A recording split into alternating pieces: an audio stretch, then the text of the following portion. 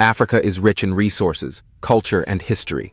Still, it stands as one of the world's poorest continents. Is this merely coincidence, or is there a deeper agenda? In this video, we explore the hidden factors that suggest the West may have a motive for maintaining Africa's impoverishment and underdevelopment.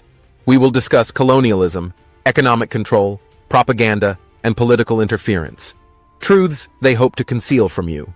The continent contains more than 30% of the planet's mineral resources, vast agricultural lands, and a youthful population. Yet, it grapples with low incomes, poor infrastructure, and minimal global influence. A provocative viewpoint suggests that entities in the West, including the United States and European nations, benefit from Africa's persistent poverty and slow development. Historical actions and economic structures have routinely hindered Africa's progress. 1. Colonial legacy, division, and dependence. Africa's current dynamics with the West trace back to the colonial period. European powers like Britain, France, Belgium, and Portugal drew arbitrary borders across Africa, breaking apart ethnic groups. This has resulted in ongoing instability. Moreover, colonialism was primarily designed for resource extraction. Gold, diamonds, oil, rubber, and forced labor enriched Western nations at Africa's expense. Post-independence, the influence of former colonial powers persisted through neocolonial practices, controlling economies and politics via aid and trade agreements. For instance, France oversees the currencies of 14 West African states, CFA franc, binding them to French economic policies. Additionally, foreign corporations dominate African mining. Glencore, a Swiss company, significantly controls cobalt production in the Democratic Republic of Congo. 2. Economic exploitation via debt and unfair trade. African countries often secure foreign loans from institutions like the IMF and World Bank, accompanied by harsh conditions.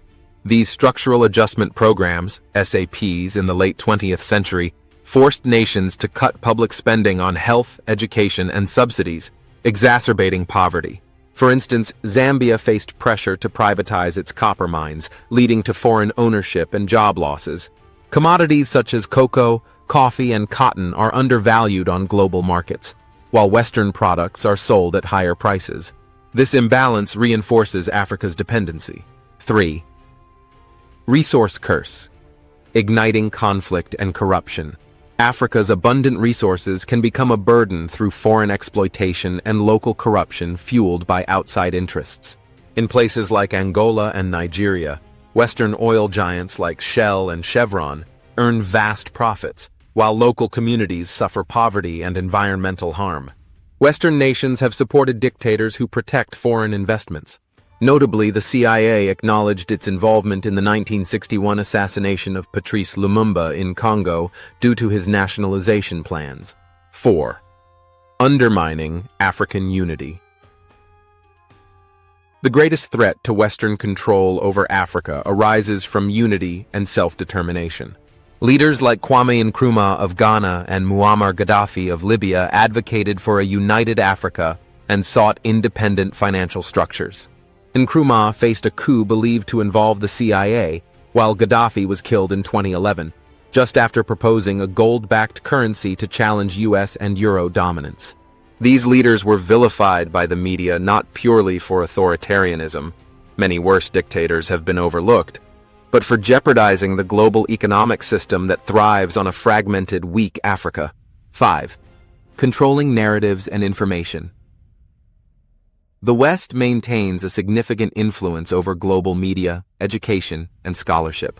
African history and accomplishments are often misrepresented or ignored. Media portrayals frequently present Africa as a land of conflict, famine, and corruption, overshadowing any successes and fostering a sense of inferiority. Such narratives obstruct investment, encourage brain drain, and justify Western interventions under the guise of aid. Conclusion: benefiting from Africa's vulnerability. A strong, self-sufficient Africa is not advantageous for the West. The underdevelopment of African nations ensures access to inexpensive raw materials, a market for Western goods and aid, geopolitical leverage through military bases and alliances, control over international economic systems. However, transformative changes are underway. The rise of Pan-Africanism, youth innovation, and strengthened cooperation, like the African Continental Free Trade Area, revitalizes the vision of a truly independent Africa. To achieve this vision, Africans must identify the systems designed to keep them marginalized and work together to dismantle them. If you believe in a brighter future for Africa, engage with us.